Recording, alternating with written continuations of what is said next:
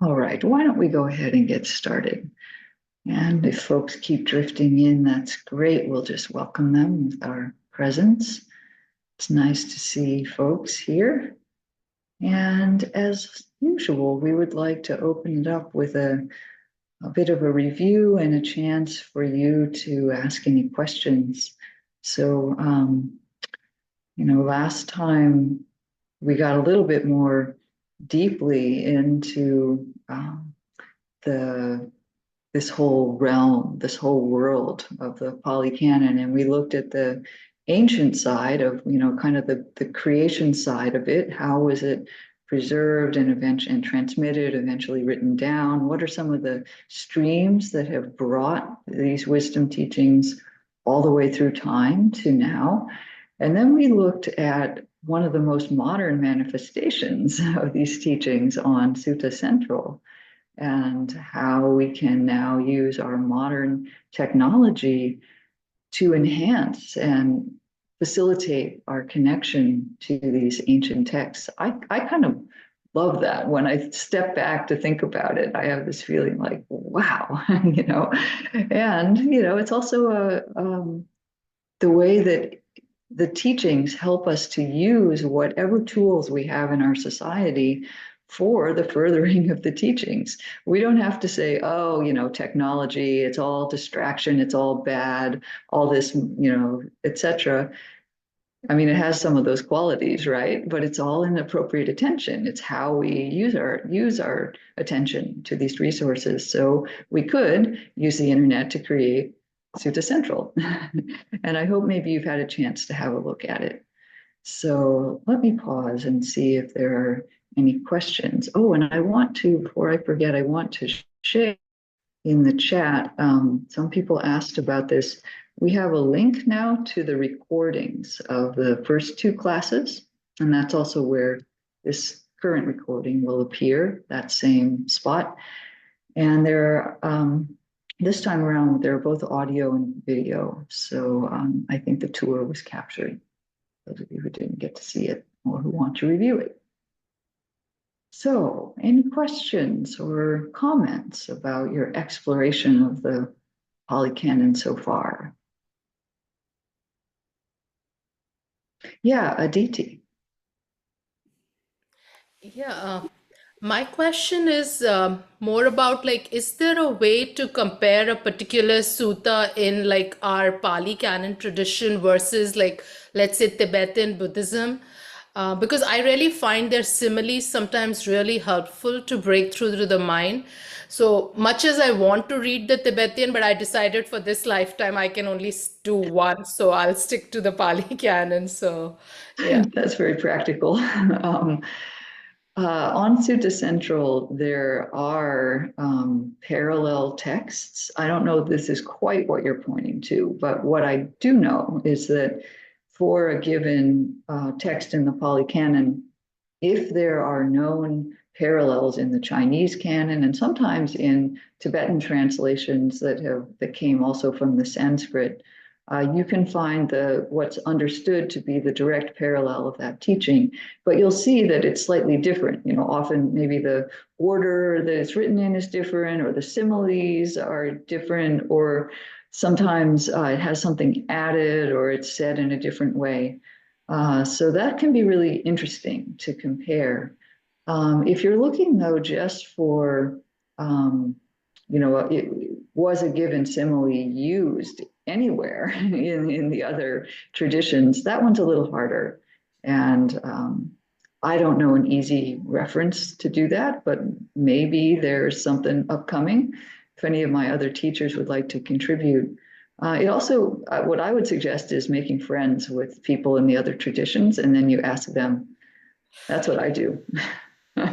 Yeah, that's the plan. But like, I've tried clicking on the parallels. It always leads me to something in like Chinese or other language. So it's never been a useful thing for me. Yeah, some of those are not translated into English or other languages that we might know. So I can say that Venerable Analio has translated fair amount of the Madhyama Agama, which is the parallel to the Majjhima Nikaya. which is it was originally in Sanskrit, translated to Chinese. He has translated that Chinese into English, and that's pretty interesting. So you can look up, I think, Madhyama Agama Studies. That's probably public on the internet. That's the name of the book. But also, I think most of those have been put onto Sutta Central. But that's, that's the Madhyama Agama. It's not all of the agamas that we have.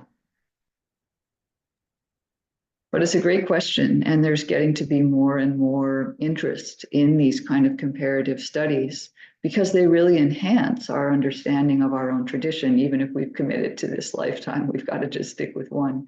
So I hear where you're coming from. I see your hand, Anne, but Sochi had her electronic hand first. So let's do that. And then Anne. Sochi.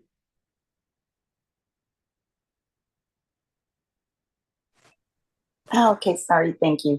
I just have a short comment. My first time even ever looking up a sutta like on my own, other than to just see it in a book from, that I bought that somebody else, and it was just quite exciting. Just another chapter in my, deepening of my practice. I never thought I would even go this far, like be the type to let me look up a sutta. I want to hear what the Buddha said in his own words. I said, I'll just let the teachers know best. I'll let them do it. I'll read their book and, find out what he said.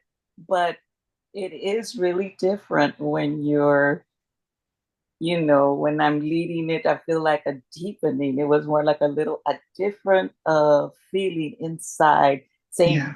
That's where that came from. Like you really said it like that. Like, wow, like I've heard, like I just looked up those safe ones that I already, knew from a book. That's great. But it was I was just gonna mention that. It was something. Thanks for this. It really is like, oh wow, I am going, what I needed right now. Wonderful. Thank you. That touches my heart, actually. And, we could say this is feeling like going to the source. It's like, yeah, we can. Okay, Anne. Hi. Now, last night I started reading the middle length, thing, and the first one is something like the root of all things. Oh, you started at the beginning. Yes. Yeah. And what do you do if you don't understand a sutta? I mean, like it's saying that this person has this transformation, at first they perceive it this way and then they change. But then I don't get, what do I do? I mean, it's great that they changed and they understand things, but it didn't help me figure out how I can do it. Fantastic question. That's great. First of all, Majjhima Nikaya 1 is a very deep sutta, and Bhikkhu Bodhi actually says in his introduction to that text that you might skip the first one and go on, which I was amazed that Bhikkhu Bodhi would say. But so part of the art of looking at suttas is to get confused, say, okay, I don't get that one, and also start to glean, like, what is this? What is helpful for me from this sutta? So you did actually get the main point. There's a transformation in perception that goes on this path. That's huge that you could see that. I was like, okay, so you get that intellectually. And then but it didn't seem to have instructions. And that's true. That sutta doesn't have a lot of instructions that are direct.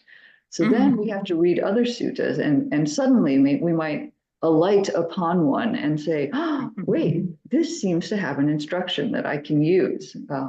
As a little hint, Majjhima Nikaya 10 has a lot of instructions. You're almost to that. I'm writing that down. Number 10, okay. So part of the art of reading suttas is to get this sense of, okay, what is this? What realm is this in? Is it something that's inspiring? Is it meant to challenge me? Is it giving me instructions? And that function may change for us over time. Sutta does. But so I don't think there's any problem with what you've uncovered, and just keep going. But I'll invite any of my other teacher friends to comment. Okay.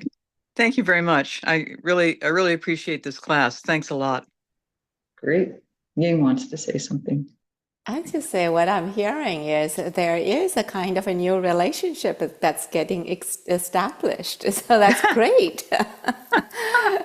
So it's kind of, marinating ourselves with the sutta, with the text, with all the confusions and and questions that we may have. But that's the way, you know, we're establishing a kind of relationship here. Yeah, David. I would just say quickly, well, don't stop with number one. Keep going. Okay. Some of what you point to may be addressed, for example, in Majjhima Nikaya too. But I think as you go, as you keep reading, a lot of the language and the kind of thought world will start to make sense, and you know, it has its orientation inward. So anyway, keep Okay. going, and don't, like Kim said, don't worry about being confused at first. That's part of the point. Okay.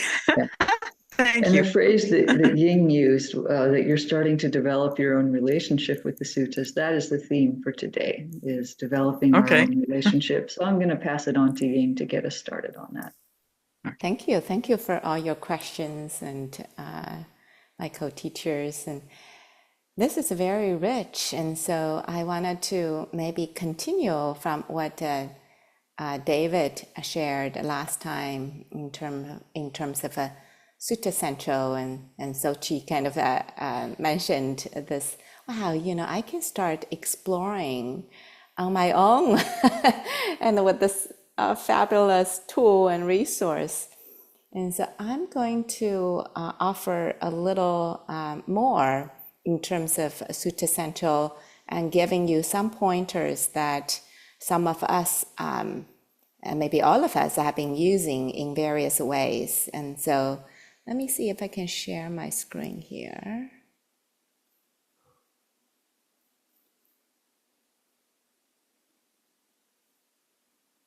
You can see my screen?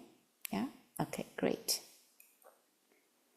And so David last time shared this middle portion of the Sutta Central on the home page, which has the collections, and I'm not going to go there today, but I'd like to highlight some small prints things that sometimes get ignored, and so and yet they're quite powerful and useful. And so introduction, it has a lot of useful, it's an essay that's being written about Sutta Central, what it contains, and the themes. So it's a great essay to offer a kind of overarching orientation of what's in the content in Sutta Central, and also finding your way around here.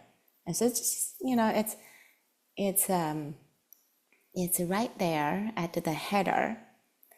And I'm going to point out one thing that I absolutely love this. This is the Buddha's India.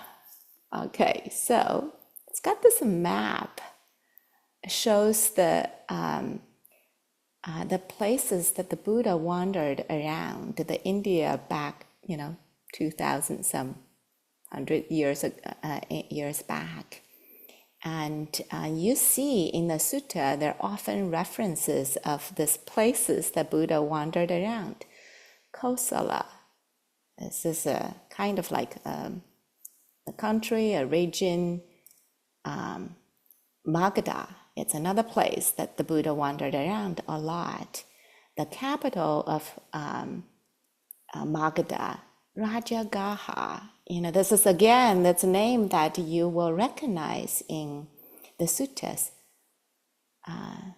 Savatthi.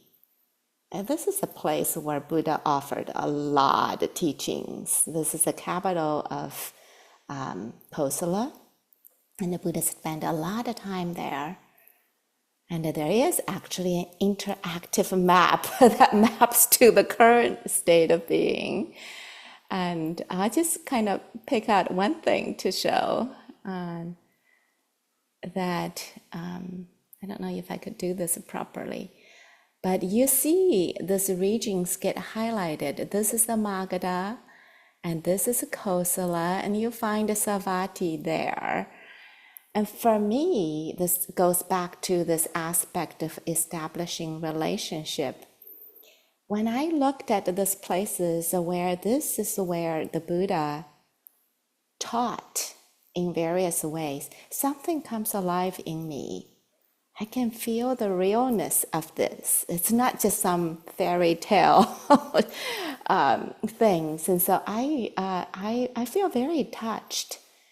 And down below in this page, and there are the towns, the villages, the temples that gets mapped on this map. And then you can look at it.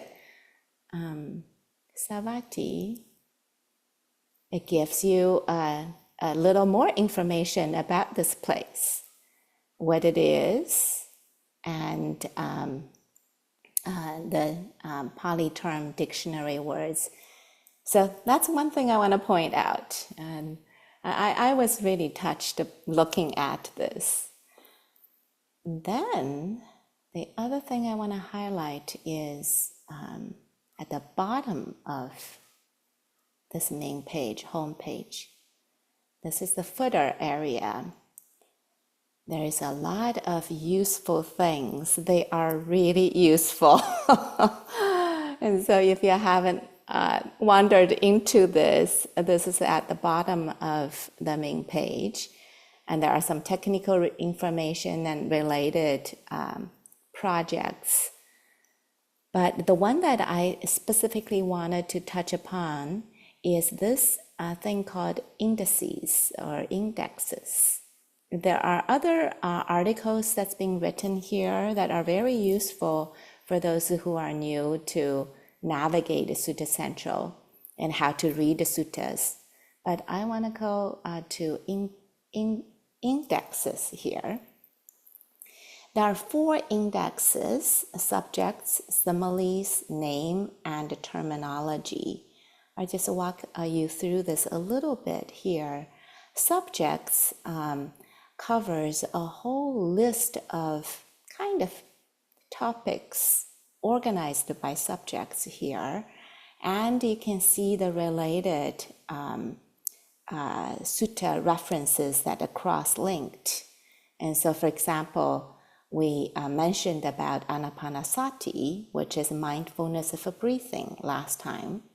And you can search for anapanasati, and here it is, the subject of anapanasati. And it has all of these links to the suttas that are related to mindfulness of breathing.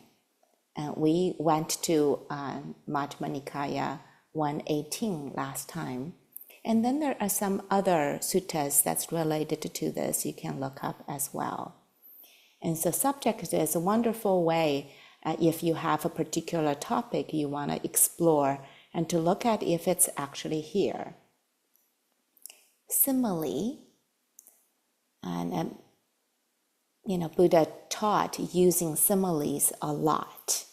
And some of the similes really are ways for us to relate to things that are harder to point out using words. And so, for example, if you're interested in a simile that's in Majjhima Nikaya 119, and there was a simile about mindfulness of the body, as if the water gets filled in a container to the brim, kind of that fullness of mindfulness in the body.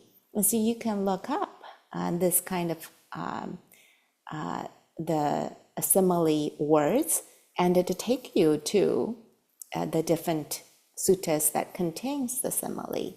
I think Aditi mentioned a little bit about the simile, looking up things. Names. These are the list of the names of people. I love what Diana said last time. Those are people. We're talking about the people practicing in some way, and there are a lot of people gets listed, and a lot of places, and a river. River, shrines, so cities. And so, for example, if I'm searching for Savatthi, let's see if I can find it. Maybe I'll use the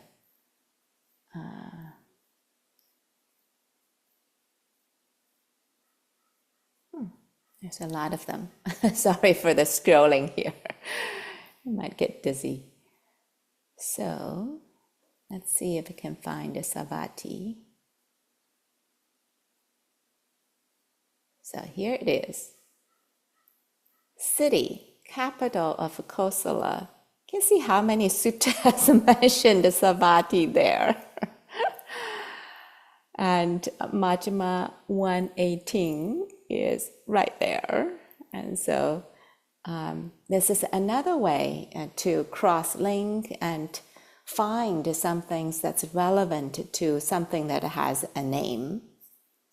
And the last one, I'll briefly mention, which Diana will dive a little deeper just now, is about the basic Pali terminology. And so there are these common words that have short descriptions, common Pali terms have short descriptions that are listed here from A to Z.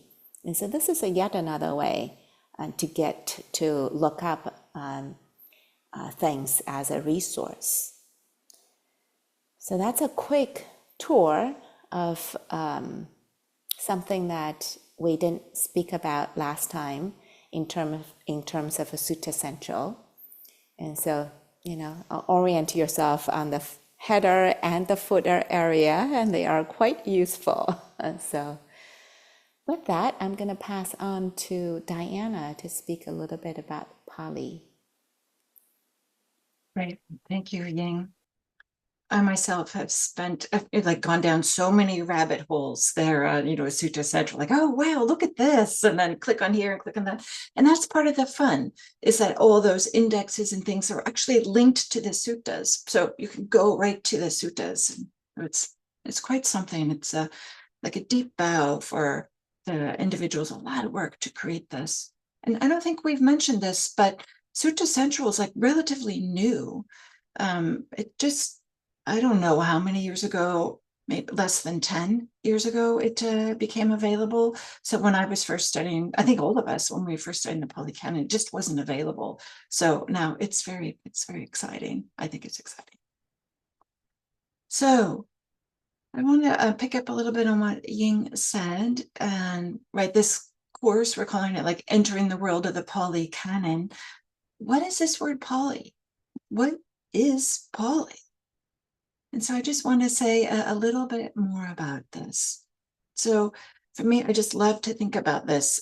It's so different than our modern day experience, that we're talking about a language that was never written down at the beginning, right? So it had its origin without, probably all languages do, I don't know, I'm not a scholar in this, but when it came time to, we want to write down these suttas, they had to kind of like decide, okay, the people in that valley say tomato, but in this valley they say tomato. Just making this up, right? Tomato, tomato. So how are we going to spell it? What's going to be the standard way in which we say some of these words? And the grammar in this third valley is just a little bit different than the grammar here. Makes sense, right? Of course, people weren't traveling so much. There's no such thing as pavement. So so Pali was created as a way to make the Buddhist texts comprehensible to the Buddhist monks that were living in different areas in northern, primarily northeastern India, just like Ying showed us on that map. So it's most likely the Buddha spoke Magadhi, which is from that language Magadha, which you just saw that Ying pointed out in that text. And so Pali is just maybe a little variation of Magadhi, in that it was just changed a little bit to make it more comprehensible for more individuals. So most likely Pali was never actually spoken.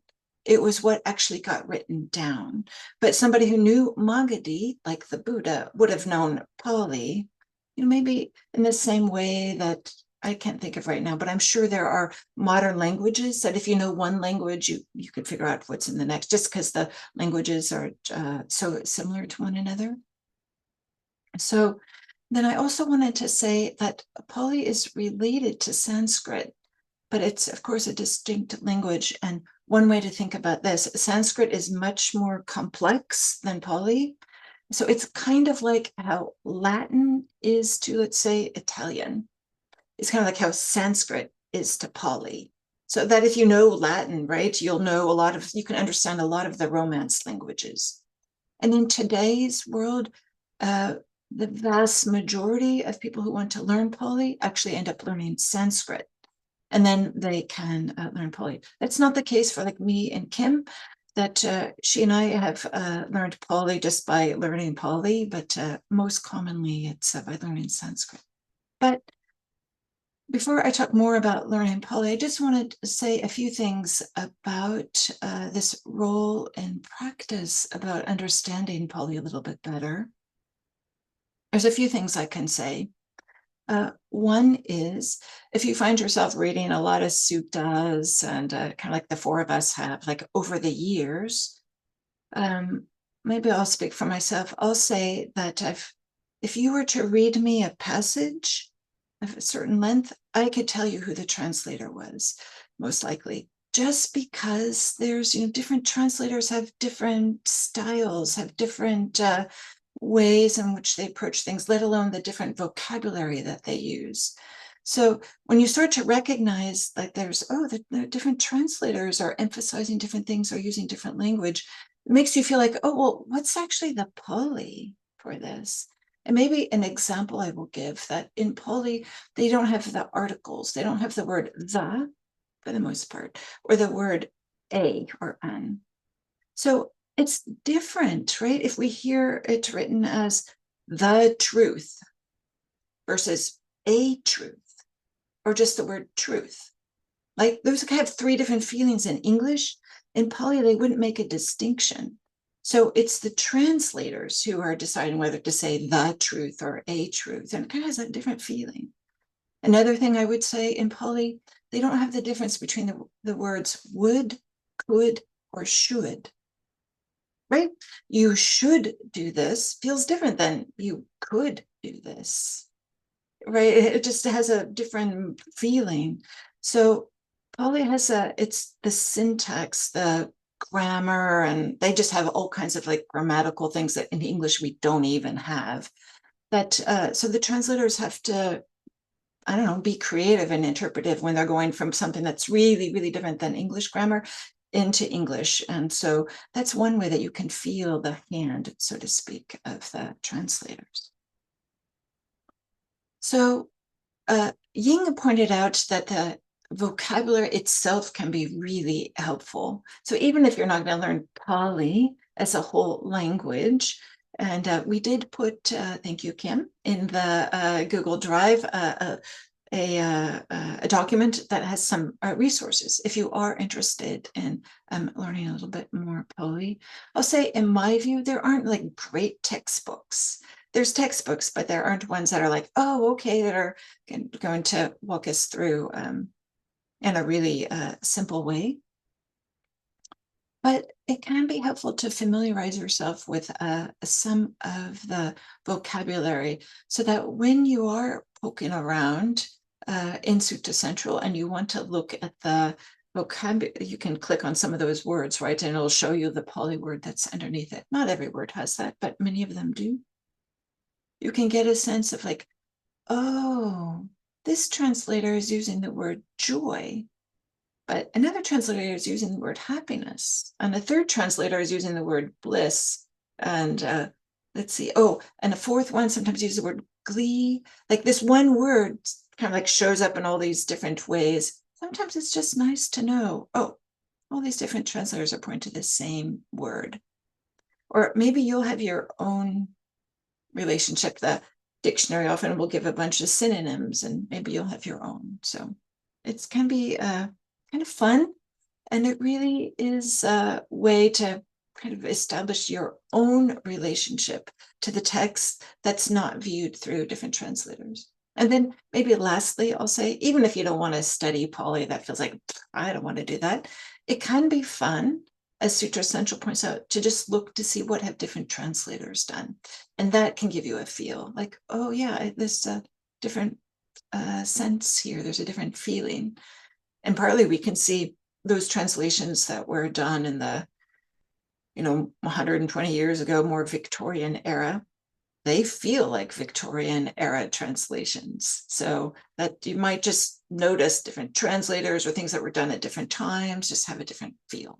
So I was just saying, introducing a little bit about this idea of Pali. And I'll turn it over to David.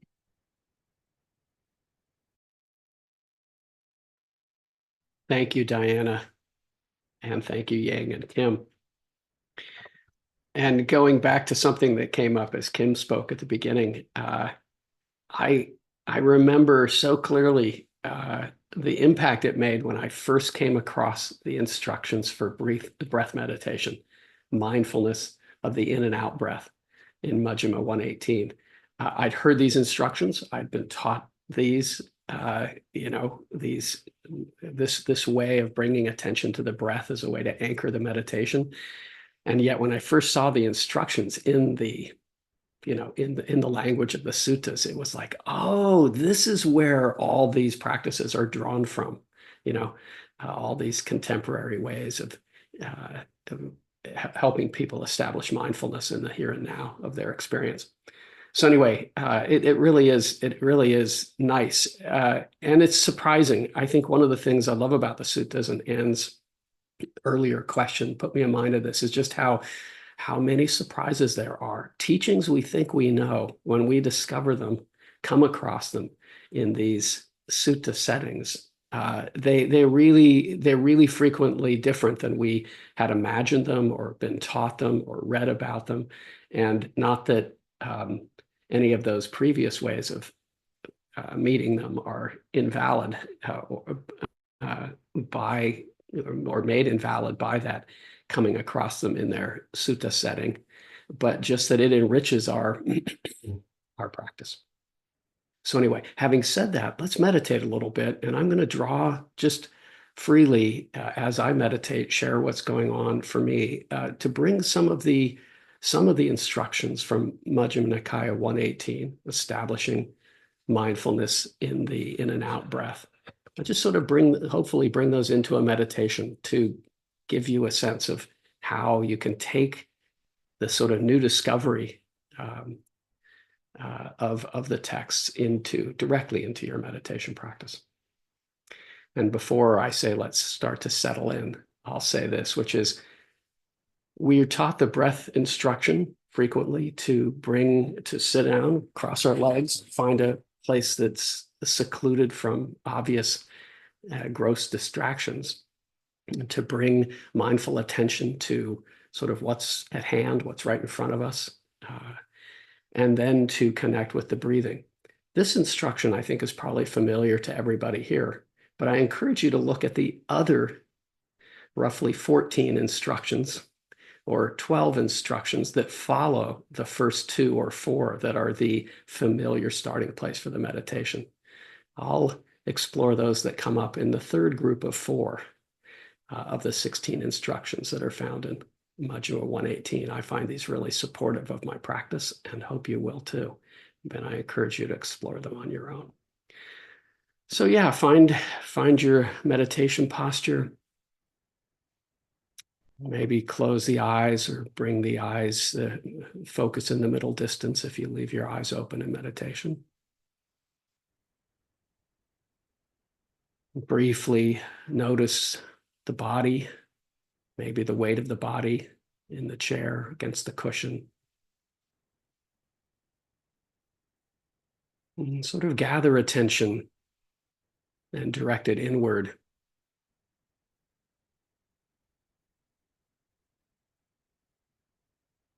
And then pick up and connect with the breathing happening. Just noticing the sensations of the breathing. And bringing our attention to just this in-breath right here. And just this out-breath.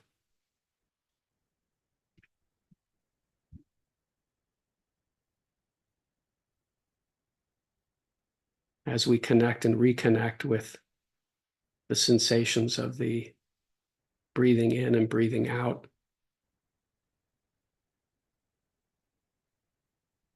we can, with practice, let some of our other concerns just settle off to one side for a period of meditation. Don't need to push anything away, don't need to pull anything closer.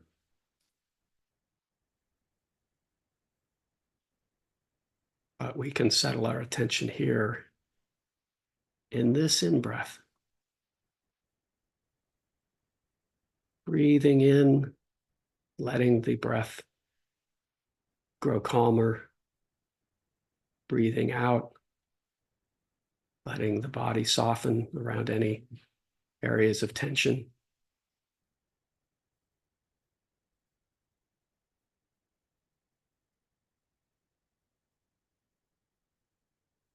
Breathing in,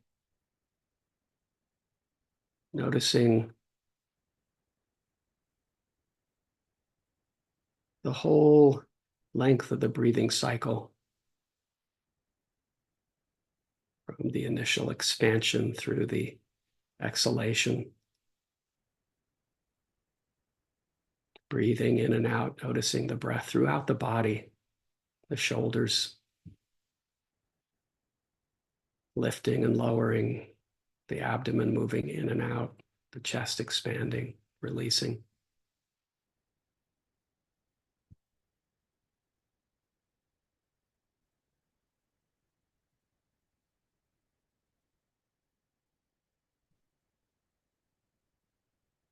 The mind gets tangled up in thoughts. The mind moves off into the future, reconsiders and fixes and reenacts the past. Attention strays off to think of others or think of ourselves. All the natural courses of mind, just the mind being mind, the mind doing its job. And we can gently keep nudging attention back to here and now. Or if the mind's become sort of tight around ideas and thinking, we can open up, relax the attention to bring the breath back to the center. And each time we come back to the breath, we can notice the steadiness that's here at the center of things. Notice the gladness that can be present just with connecting with the here and now of our experience.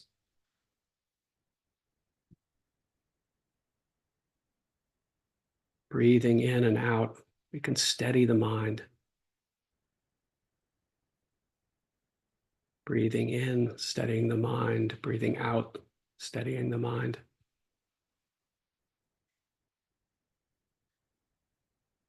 Breathing in, gladdening the mind. Breathing out, gladdening the mind.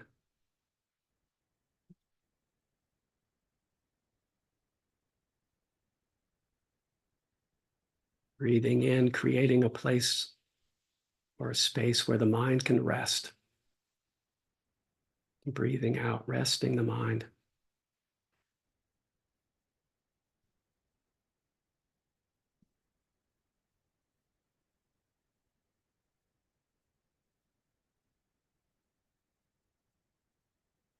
Breathing in, the mind and heart steadying. Breathing out, the mind, the heart gladdening.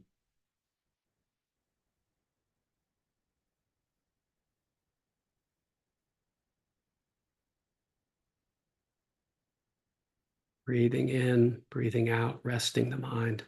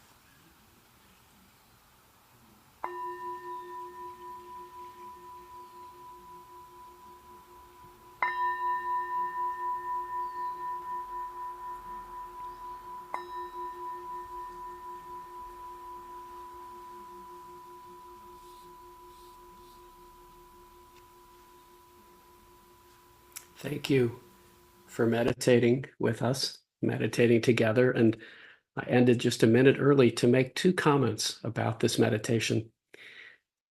If we just make our practice all about the first 4 instructions, which I referred to at the beginning of the meditation, check against the text, Majjhima Nikaya 118, we might not make as much, we might not bring to the center as much the gladness, the wholesome pleasure or pleasantness of the experience of returning to the here and now of our experience, which is available in that 3rd group of 4. So I would just point out that the other instructions have something to add to our understanding of how the breath meditation can work and how it leads onward toward a mind that's inclined toward wholesome mind states. The second thing is just that the words I used, gladdening the mind, steadying the mind, resting the mind, those are my words for those, for the Pali. They're not mine alone. They turn up in I think, Sujata's translations or possibly Bhikkhu Bodhi's, but I've mixed and matched because they work in my practice. Steadying the mind, gladdening the mind, releasing the mind, resting the mind, relaxing the mind. Those are all ways of making the text supportive of my practice. Again, something the 4 of us in this class really want to encourage all of you to do. Kim.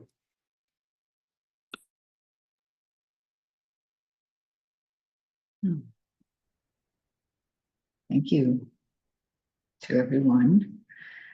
So all throughout this class, and the theme for today, as we've said, is to develop our own relationship to the Pali Canon texts in some way.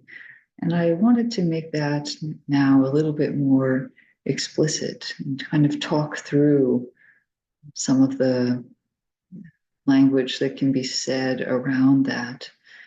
I want to do so gently and respectfully, because in the end, this is something that's kind of intimate and we do on our own, but it can be helpful to hear someone say something about this, if nothing else than to validate various ideas or things that may be in your mind. So I want to start actually with reading a little verse from the Sutta Nipata. If you want to look it up, it's Sutta Nipata 2.9. Understanding is the heartwood of well-spoken words. Concentration, the heartwood of learning and understanding. When a person is hasty and heedless, her discernment and learning don't grow. While those who delight in the doctrine taught by the noble ones are unexcelled in word, action, and mind, they, established in calm, composure, and concentration, have reached what discernment and learning have as their heartwood. So deeper contemplation of the texts can result in a very interesting gradual alignment of body, speech, and mind, or body, heart, and mind. Maybe all of those components. It doesn't happen overnight, but there's this kind of feeling that we're integrating or coming together in some way. And I would suggest that's what referred to in the verse as this calm, composure, samadhi. It's translated as concentration there. It can have the fruit of concentration in meditation practice, but there's a coming together, a unification, a gathering of ourselves as we become more immersed in understanding the teachings and the texts. So this includes this alignment. It includes embodiment of the teachings in some way. I mean, yeah, there's reading them on our nightstand, bedtime reading every night. And then when we get up and we start walking around and doing things, do we actually do what we've read? And we'll see that we don't always. And, how do we kind of enact or embody what it is that's coming in from the texts? And then there's the coming forth of the heart qualities. somehow these texts are meant to touch and change our heart and our interactions with people. I mean, we can read theoretically that it's really nice to love all beings, and we can read the Metta Sutta about expanding to wider and wider categories of beings. And first, even to think that's a great thing is important. I'm not diminishing that at all. And then there's the question of what happens when, you know, your child in the morning says something to you that's very irritating to you. Does it trigger you? Or your neighbor or your boss or something, you know, does it come forth in some way? Or if somebody that we don't like very much has something unfortunate happen to them, what happens in the mind? Is there a moment of Schadenfreude? You guys know what that word means, right? And delighting in the misfortune of others if we don't like them. Was there that response in the mind before we said, oh no, I should have compassion? So just noticing that. And, you know, is there an alignment? We may begin to put those together if we start to enact, and this can be very helpful, some devotional kinds of things in our practice. I hesitate to use the word, it can be triggering for some, but it's as simple as, do you have an altar that you sit in front of? Or you don't have to. I know teachers who don't do that. Or do you take walks in nature in a way that feels sacred instead of just how many steps you got on your Apple Watch? You know, things like that. So, like starting to bring in what we're reading actually into how we do our life. So there's the embodiment, there's the coming forth of heart qualities, and then there's some kind of wisdom. You know, do we have an understanding of what the text is pointing to? Do we experience in our life what the text is pointing to? I remember a moment where, I mean, you read all these similes, right? Ying pointed to the amazing number of similes, and they're very beautiful and they're poetic, but they're really meant to point to experiences. And there's one, I remember being angry one time and feeling this heat in my belly. And then suddenly it popped into my mind, there's a sutta that says, anger is like swallowing a red hot iron ball. And you can read that and think, oh, what a powerful poetic image. Or you can feel it in your gut when you're actually angry, right? Then you say, oh, I know what that text is pointing to. So that's an example using a simile, but we can also have, you know, quite profound insights where we suddenly understand what a text is pointing to, and that can't be taken away. You know, somebody can't, that's yours, that's your understanding. And it's always a little fragile if you've heard it from someone else, read it in a book, etc. But when you know, then it becomes different. So one text that kind of, I think, brings together some of what I've been trying to say in the last few minutes is Majjhima Nikaya 62, which is where the Buddha is teaching his son, Rahula. And if we look at the larger structure of the text, he at first offers Rahula to understand his body as elements, understand the body as earth, water, fire, and wind, and space also. And, you know, it's like, why would we feel our body in these particular ways? See the body as solidity, as heat. Well, I just talked about the heat, right? As wind, as flowing water kinds of experiences. Well, it gets us out of the concept, you know, of the body in a sense. And the text is also very clear that what the point of this is so that we unpleasant experiences do not, quote unquote, invade the mind and remain. So there we have an encouragement to embody something, to experience our body in a certain way. At least that's one way of seeing embodiment. And then he teaches Rahula, his son, to practice the heart meditations, the heart practices. So metta, karuna, mudita, and upekkha, loving kindness, compassion, sympathetic joy, and equanimity. Again, to help change his mind and the way he experiences things. So he won't be so discontent. So he won't be upset. So he won't be envious. So he won't have ill will toward people. And so there are these other practices that bring out the heart qualities. And then the fruit of that is this understanding of things that come in don't have to upset us. We will find as we do practices, even as simple as mindfulness of the body, we will find ourselves less triggered by things. And then that's how we know the practice is starting to get integrated into us. And then to top it off, he teaches Rahula what? Mindfulness of breathing, of course. It's our theme this class. So MN62 has a fair number of things about, I think, integrating, bringing things together in this way. So we can see in our life, is this coming about? And one question we can ask is, am I willing to be changed by these deep wisdom texts? And it seems like a little bit of a blunt question to put forth. You could say, well, duh, Kim, we're taking this class, But if you look, we'll find a mixture actually of responses to that question. Just in myself, when I started my practice, if somebody had said, Kim, are you willing to be changed by these deep wisdom texts? There would have been parts of me that said, yes, that had been desperately, yes, I've got to get rid of this thing that's in my heart or my mind. I'm trying so hard to not be like X.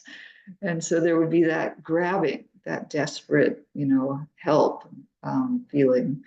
And then there were other parts of my mind that were like, no way, no how, I know, I got it. I know what I'm doing. We're not changing this part because, and then there's the middle way of a more receptive understanding of being grounded in what we care about most deeply and opening to something that can touch that and start to build it, grow it, develop it in a way that's in alignment with our system.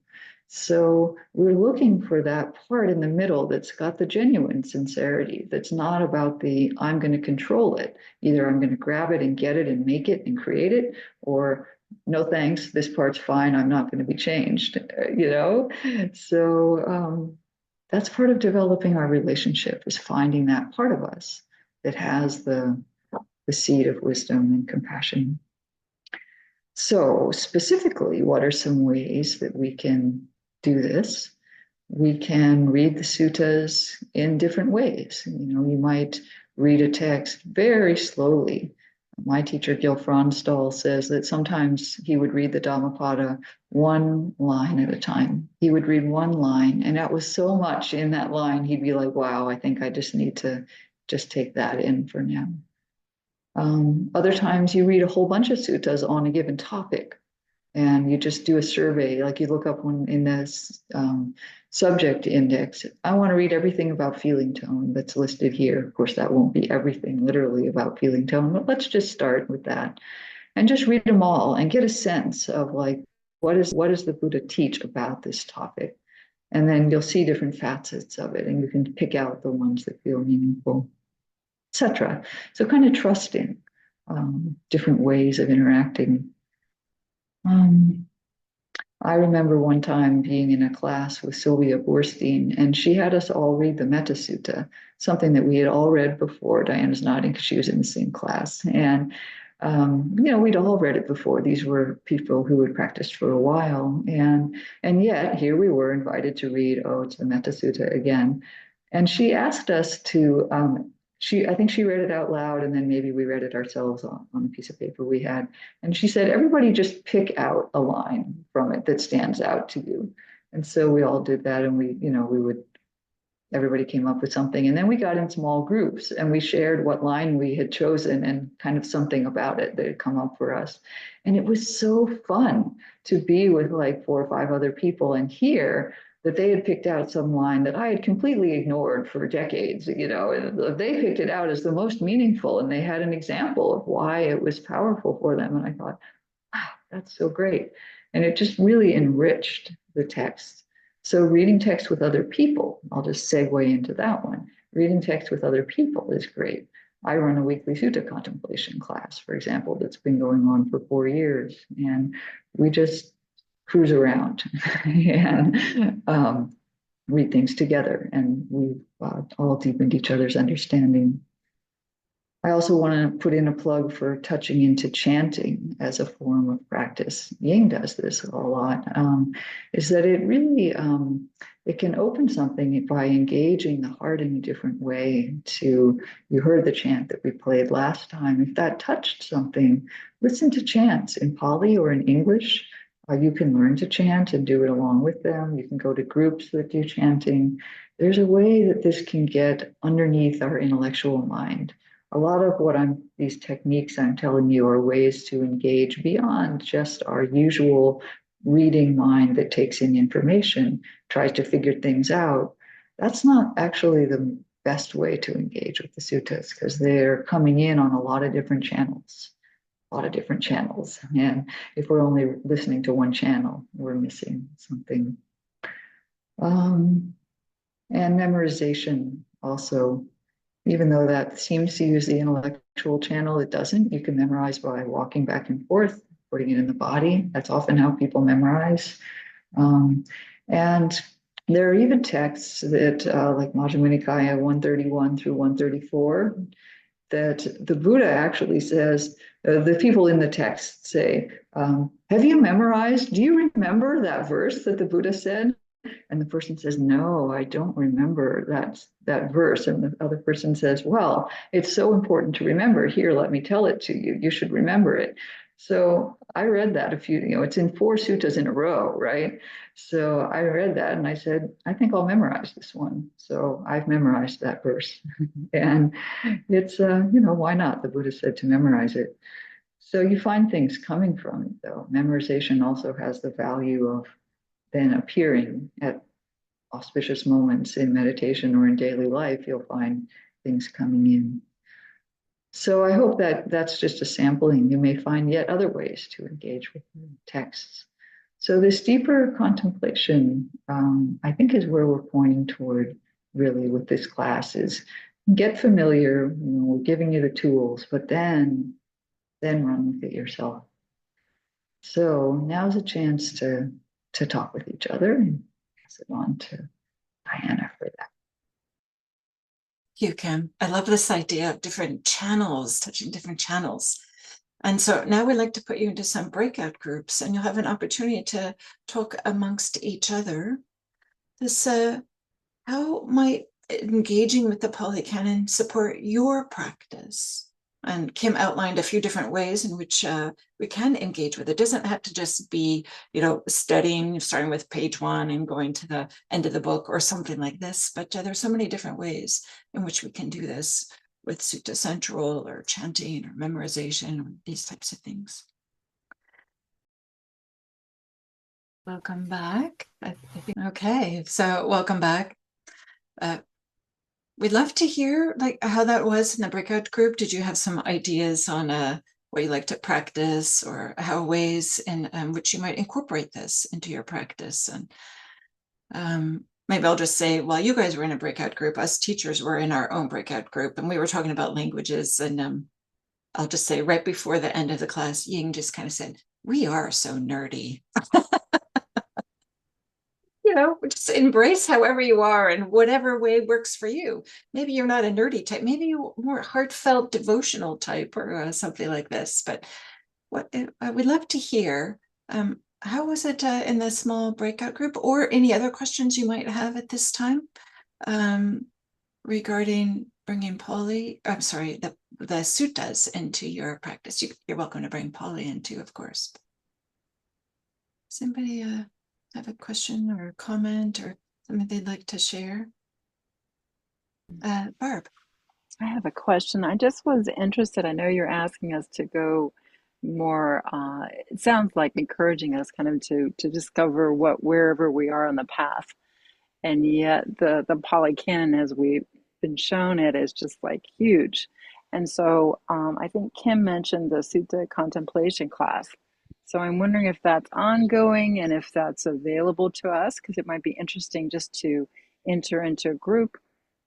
Just the support, I think, could be helpful. So anyway, or a jumping off point. Thank you. I'll put something in the chat. Yeah, so I believe it's ongoing, and when Kim is no longer able to teach, Ying, David, and I substitute teach for Kim, and as she said, they've kind of been cruising around, and they choose different suttas. It's lovely. It's lovely. Just a bunch of people that get together and read and then talk about different suttas. So I can recommend it. Kim, is there something you want to say more? I know you're putting like a link to it in the chat, or. And There we go. I'll just say that four of us in our teachings from Sati Center, we are very sutta oriented, and so we don't have like a fixed regular schedule, but each year we often do 3 or 4 this kind of a class series, and we'll be beginning to do retreats together also, and our retreats often have linkages with the suttas too, and that's yet another way of contemplating and practicing with them. Thank you. Kim, do you want to say anything? Or I think you guys summarized it very well. And yeah, if you want to join, please send me email. There's a link on the page I sent to do that, because I give the readings by email. And the only thing that's really taught in the class is that eventually over time, I expect people to be able to look up. If I say our next reading is MN 118, that should be enough. And everyone should know how to find that and come prepared the next time. But that's the only requirement to learn over time. And now you know how to do that. great, thank you. Maybe I'll just briefly comment on, I see you, Sochi, but I just want to say, Eva sent a chat earlier asking if there's apps for Pali. I don't know of any. So I don't, I'm looking at Kim and David and Ying. But there is now a document in the shared Google Drive about, as that Diana mentioned, with some Pali resources. So maybe there's some there. Yeah. Okay. Sochi. And Diana Magan's hand has also been up, just so you can see it there. Okay. But we'll do Sochi and then Megan or Magan. Yes. I actually was just going to make the same comment. In my group, it seemed like people were part of like a little group where they contemplate, and I thought like, oh yeah, I need to find a group. It's like, it sounds like that's the best way to start, instead of just like kind of, myself reading things and not understanding, just like helpful to have a little. That's all I was going to mention. Thank you, Sochi. Maybe I'll mention, I don't think we've mentioned it yet in this class, that Bhikkhu Bodhi does have a book. Now I forgot what it's called. Kim, you're about ready to unmute. I can see your body. Reading the Buddha's Discourses in Pali. Yeah. He has that book, Reading the Buddha's Discourses in Pali, which is a great introduction to things. But he also has this other one where he gives an introduction to a topic, and then he gives sutta passages that correspond to that topic. So it can be really helpful as an introduction to kind of like using suttas for particular. Oh, in the Buddha's words? In the Buddha's words. In the Buddha's words. That can be an excellent resource that has, kind of like leads one through the suttas by topic, In the Buddha's Words by Bhikkhu Bodhi. Maganendra, I don't know if it's Megan or Magan. There's lots of ways to say it, so it's all good. Okay. But it's Maganendra, kind of like the Maga part of repetitive word. My question is chanting. I find chanting to be incredibly powerful and moving.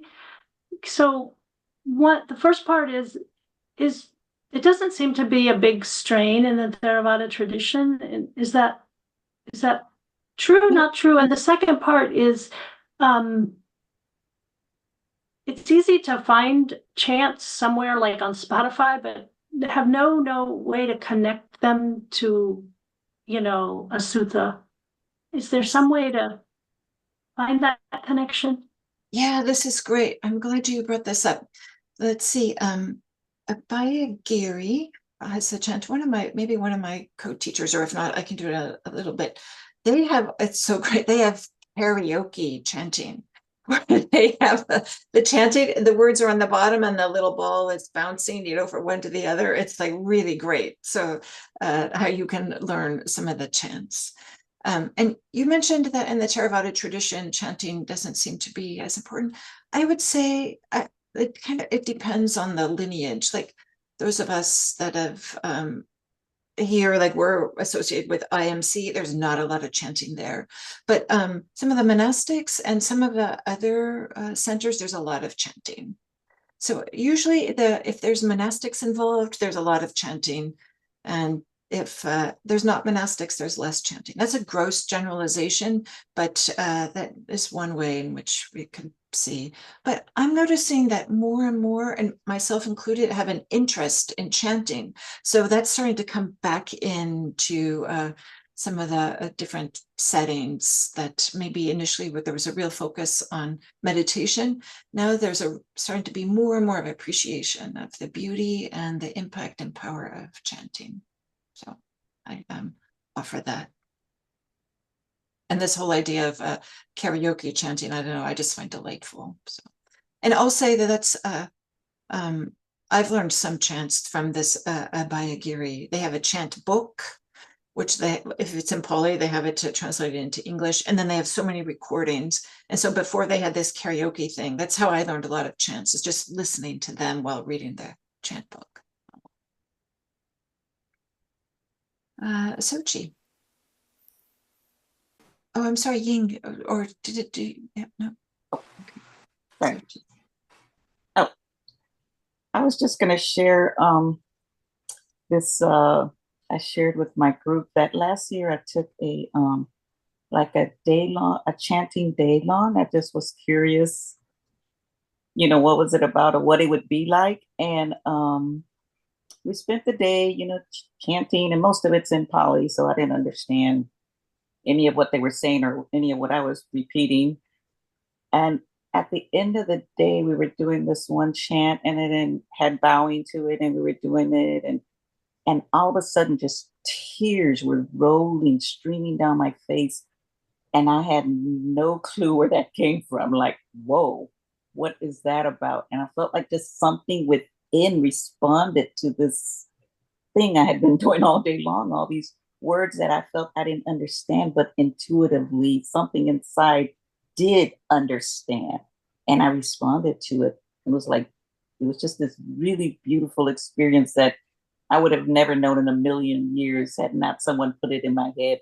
Hey, what about chanting? And oh, what about it? Yeah, maybe, why not? And took the class, and anyway, I was just sharing that. Thank you. Thank you for sharing. So I saw Leslie's hand was up at one point, physical hand. Not sure if. Yeah. I just wanted to say that for me, a key factor in being here in this class and in my commitment to follow through is a connection to you, Kim. And though we've taken different primary directions, with mine more focused on practice, not study, I so admire you that I want to try what's working for you. So I just wanted you to know that.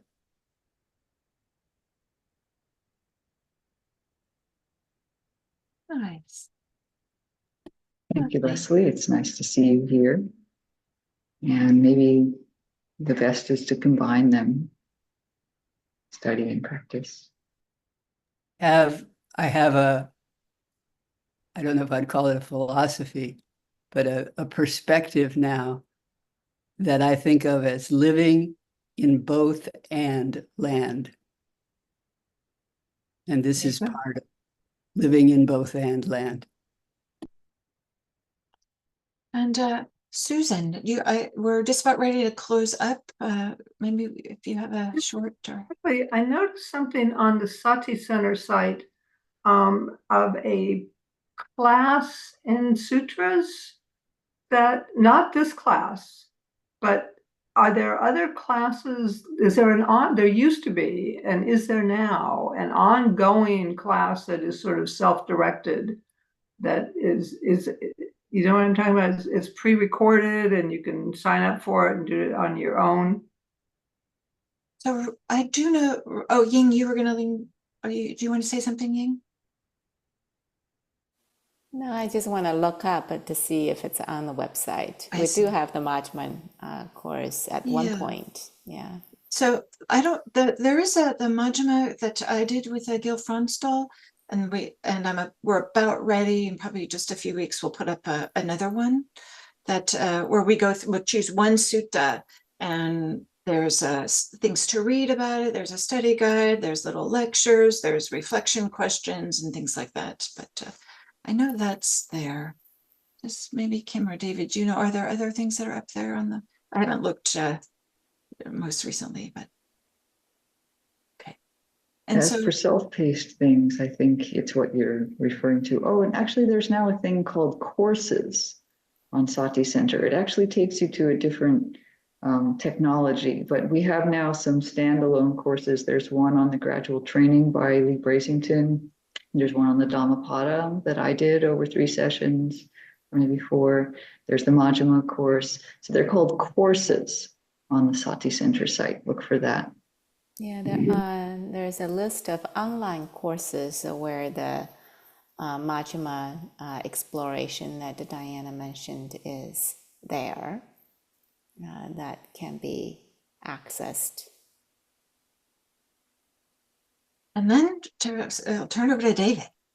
Yeah, it's the top of the hour. We appreciate people being here very much. We don't want to keep you longer than we promised we would, however. But I think these responses are an encouragement to keep exploring. There's a lot out there, more and more, and the 4 of us teach several classes a year, as Ying said, and that's a place where we get into some of what we've talked about today. We rely on it, but we really we think of them as study and practice courses, per Kim's response to Leslie, that really bring study and practice together in very supportive ways.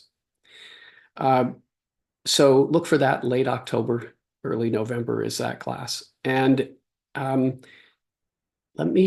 sometimes people ask whether there's a way they can support the Sati Center. You've just heard several references to classes that are available there, or this series, or these teachers. And in the chat, I've just pasted a link that makes it possible to donate to support the Sati Center, these teachers, and these teachings. Let's finish by dedicating the merit of our practice over these 3 days. Very sweet to be together. We continue this ancient tradition of practicing in community.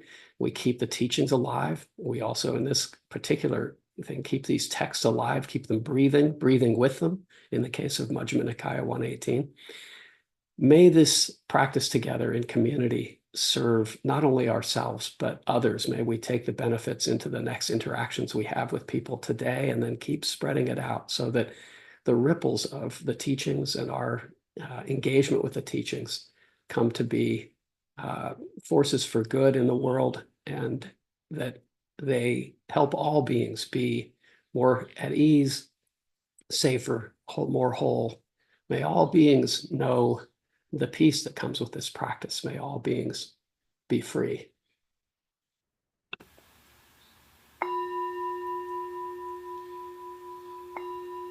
And feel free to unmute and say farewell to one another. Thank you for being here. Thank you so much. Thank Farewell. you. Bye-bye. Thank you. Teachers, thank you, Bye. everyone.